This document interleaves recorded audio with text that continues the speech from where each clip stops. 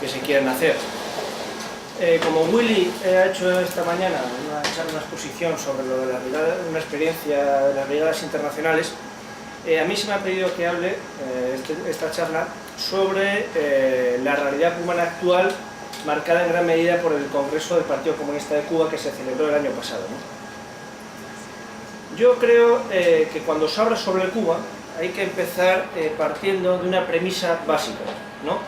Y es contextualizar la situación de Cuba dentro del mundo. Es decir, cuando se habla de Cuba y se analiza Cuba, el punto de partida es que es un país del tercer mundo. Es decir, con esto quiero decir que nosotros somos ciudadanos del denominado primer mundo, ¿no? Y que las premisas analíticas, digamos, de la sociedad en la que nosotros vivimos, en la que nos desarrollamos nuestras vidas y demás, desde el punto de vista del análisis histórico y demás, no suele ser, digamos, acertado para realizar sociedad del tercer mundo y un país especialmente como Cuba, ¿no?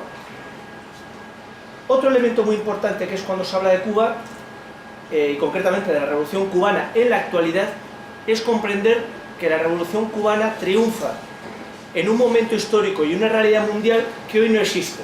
Es decir, esa realidad mundial estaba marcada por lo que se llamaba el mundo bipolar, es decir, la existencia de una potencia capitalista a nivel mundial que era Estados Unidos y lo que se llamaba el bloque socialista, el socialismo real encabezado por la URSS, pero no solo por la URSS, sino también por lo que se denominaba el bloque de países no alineados. Es decir, había muchos países, por ejemplo en África, prácticamente los países existentes en África no formaban parte del bloque socialista ni formaban parte del bloque liderado por Estados Unidos. Es decir, formaban el bloque de lo que se llama el bloque de los no alineados, del que formaba parte Cuba, y que por poner un ejemplo concreto, esto en África sería la experiencia del socialismo árabe, digamos, por llamarlo de alguna manera, encabezado un exponente importante como puede ser Nasser en Egipto, o también puede ser el proceso de descolonización, independencia y, digamos, protorrevolución de Lumumba en el Congo, ¿no? Este es el contexto en el que nace Cuba, que hoy en día ya no existe. El que no exista es muy importante porque prácticamente toda la realidad cubana de integración social y económica estaba relacionada con este mundo, porque el resto del mundo, al formar parte del bloque capitalista, Cuba tenía prácticamente vetado, prácticamente no, salvo, había una excepción. Solo hay un caso de América Latina que incumple el bloqueo de Estados Unidos a Cuba, que es la Argentina de Perón, la única excepción, ¿no? Pero bueno, luego eso comentaré más tarde, ¿no? La otra realidad que es muy importante para comprender Cuba, la realidad actual y el conjunto de contradicciones que tiene la sociedad cubana, que por ejemplo algunas se ha podido comentar o mencionar o interpretar Willy esta mañana, es que cuando se habla de Cuba hay que partir de que es un país del tercer mundo, y en el tercer mundo, en el conjunto del mundo, antes del estallido de la crisis que estamos viviendo actualmente, morían al día 25.000 personas de hambre y en conjunto 100.000 personas por enfermedades relacionadas por el hambre o la falta de agua. Es decir, estos son 36 millones de personas al año, muerte por este tipo de situaciones, ¿no? Que es una situación que en Cuba no se da, ¿no?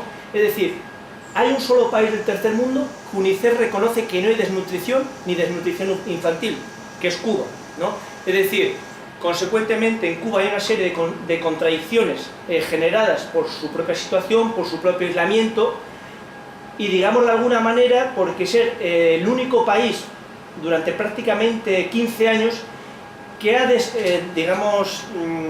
desafiado el imperio a Estados Unidos prácticamente en solitario en América Latina, ¿no? Porque hoy podemos decir que tiene una serie de aliados a nivel de países, aunque luego veremos cómo no aliados en el sentido comercial, porque eso es otra cuestión, ¿no? Es decir, para mí este es el punto de partida, ¿no? Hoy en día Cuba, la realidad cubana actual está marcada por dos realidades, ¿no? Por dos cuestiones esenciales. Por un lado, un conjunto de conquistas sociales que se han conseguido a lo largo de 50 años de revolución, que son eso, el acceso a la vivienda, el acceso, digamos, a garantías sociales, garantía de que nadie se muere de hambre, en el sentido de que toda la población tiene garantizada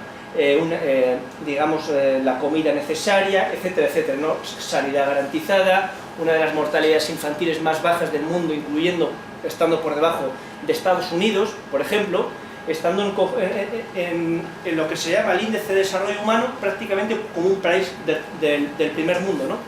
Y luego, por otro lado, tiene la contradicción de, por un lado, dos realidades. Una, la externa, ¿no?, que comentaré ahora, y otro, los problemas internos, ¿no? El Partido Comunista de Cuba, cuando se celebró el año pasado este congreso, analizó estas dos realidades especialmente de forma muy crítica, ¿no? Porque llegaron a la conclusión de que o se hacía un análisis crítico de lo que era la realidad cubana y su inserción en el mundo, o el propio desarrollo del proceso revolucionario cubano peligraba su propia existencia, ¿no? No hay que olvidar que Cuba es un país que está a 90 millas de la potencia imperial y consecuentemente tiene unos niveles de injerencia política, incluso terrorista, como comentaba Willy esta mañana, enormes, ¿no? Y los intentos de desestabilización son continuos, ¿no? A nivel externo analizaban, yo creo que yo lo he dividido en la charla así, tres realidades, ¿no? La primera, la del bloqueo, ¿no? Cuba, en el momento en que triunfa la revolución y al de 2 años se declara en el país una revolución socialista, porque hay que recordar que cuando triunfa la revolución el primer presidente de Cuba no es Fidel Castro, es una persona que se apellidaba Urrutia y que era, digamos, de extracto burgués y de posición capitalista, ¿no? Es decir, la revolución, una vez triunfada, madura en lo que es sus posiciones y sus contradicciones dentro de lo que es el bando vencedor, porque no todos eran lo mismo, ¿no? La prueba más evidente es que Fidel Castro no era del Partido Comunista y el propio Partido Comunista se opone en un principio a Fidel Castro, ¿no? Estas son realidades que hay que tener en cuenta. En el momento en que Cuba se declara socialista, la administración estadounidense inicia lo que se llama el bloqueo a Cuba, ¿no? Un bloqueo que nosotros y Cuba denominamos bloqueo y Estados Unidos llama embargo comercial. El que yo diga bloqueo y el conjunto nosotros digamos bloqueo, se debe a que no solo es un embargo comercial, como dice Estados Unidos, con Estados Unidos, es decir, que Cuba pueda comerciar o no pueda comerciar, en este caso con Estados Unidos, sino que el ámbito del bloqueo es extraterritorial, es decir, el bloqueo se aplica lo mismo en Estados Unidos que en España o en Australia, ¿no? Los elementos muy resumidos del bloqueo es que efectivamente Cuba tiene prohibido comerciar con Estados Unidos, salvo una pequeña parte, prácticamente no llega a 10 productos, sobre todo alimenticios, con Estados Unidos, pero luego tiene dos elementos que son muy poco comentados del bloqueo, pero que son en gran medida lo que dificultan a Cuba comerciar a nivel mundial y lo que le dificultan incluso comerciar con sus aliados, digamos, más cercanos territorialmente. Porque hoy podríamos decir que puede comerciar en libertad, o en igualdad diríamos, con Venezuela, con Bolivia, con Ecuador, con Perú, por ejemplo. ¿Qué es lo que determina que esa circunstancia no se pueda dar? Y es que hay un elemento del bloqueo, dos elementos que son los que determinan esta realidad. El primero es que ningún producto con el que comercie Cuba puede tener un 10%, tecnológicamente hablando, de patentes norteamericanas, es decir, de Estados Unidos. Esto hoy en día, con la evolución tecnológica a nivel mundial, prácticamente liderada por el bloque occidental, es decir, Estados Unidos, Europa y Japón, es prácticamente imposible que un producto tecnológico no tenga un 10% de patentes estadounidenses, ¿no? Es prácticamente imposible, ¿no? Y luego el otro elemento es que cualquier producto que compre Cuba no puede tener un 10% de componentes materiales de Estados Unidos, ¿no? Es decir, y esto en una situación en que es una isla que vive al lado de Estados Unidos y demás, es muy difícil, ¿no? ¿Cuáles son las alternativas comerciales a Cuba? Son los países que se saltan el bloqueo, unos de una manera, aprovechando el nombre de la jornada de hoy, solidaria, como puede ser Venezuela, pero en temas que no tengan que ver ni con tecnología ni con componentes norteamericanos a nivel de productos, como puede ser el tema petrolero, etcétera, etcétera. Y luego el otro gran aliado comercial, diríamos, es China.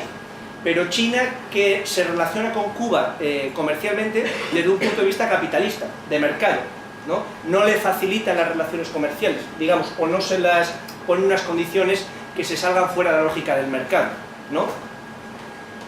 Cuando se habla de bloqueo, se dice que se inicia en la época del principio de la revolución, ¿no? Pero hay que decir una cosa que también es muy importante, y es que el bloqueo se va perfeccionando a lo largo del tiempo. Hay, por ejemplo, un elemento que es importante, ¿no? Es decir, se dice que cuando cae la Unión Soviética, en el 89, lo que se llama el bloqueo se perfecciona y se endurece en los años 90 con la ley Torricelli en 1992 y la ley Helms-Burton en 1996. Por ejemplo, un ejemplo de este endurecimiento es que Cuba, siendo una isla a 90 millas de Estados Unidos, un barco que toca un puerto cubano no puede arribar en un puerto estadounidense en 6 meses, ¿no? Con lo cual, el que Cuba, digamos, alquile o lo que sea barcos es muy costoso, ¿no? Por ejemplo, ¿no? Pero hay otro elemento, ¿no?, que también es muy importante. La principal riqueza exportadora de Cuba es el níquel, ¿no? El níquel está muy relacionado con la construcción de coches, por ejemplo, ¿no? Pues, por ejemplo, cualquier marca de coches, y esta es una prueba de la extraterritorialidad del bloqueo, cualquier marca de coches que pretende introducir un coche en Estados Unidos tiene que demostrar que no ha utilizado níquel cubano, por ejemplo, ¿no? Es decir, el bloqueo es una madeja muy compleja que se aplica a nivel mundial y tiene muchísimas consecuencias, ¿no? Lo otro elemento externo que se ha analizado y que es evidente que afecta a la isla es la crisis mundial, ¿no? No digamos por una aplicación del modelo económico, pero sí porque afecta a uno de los sectores estratégicos de la economía cubana en la actualidad, que es el turismo. Es decir, una crisis económica que principalmente está afectando a los ciudadanos del tercer mundo implica que hay menos turismo por parte de esos ciudadanos y consecuentemente Cuba recibe menos turismo, ¿no? Otra consecuencia de la crisis, que esta sí le impacta directamente, es que Cuba importa el 83% de los productos alimentarios que consume, ¿no? Y una de las consecuencias directas de la crisis es que toda la especulación de los mercados financieros que hasta este momento estaba en el sector bancario y en el